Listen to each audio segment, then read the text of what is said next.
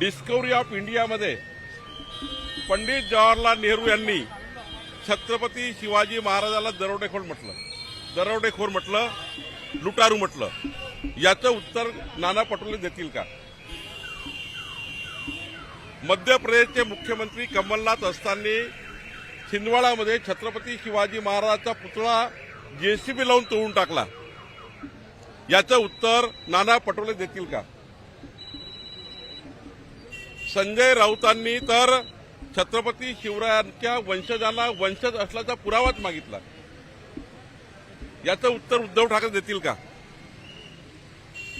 आणि जितेंद्र आव्हाडांनी तर म्हटलं, अफजल खान आणि शाहिस्ते खान जर नसते तर छत्रपती शिवाजी महाराजांची ओळखच नाहीये.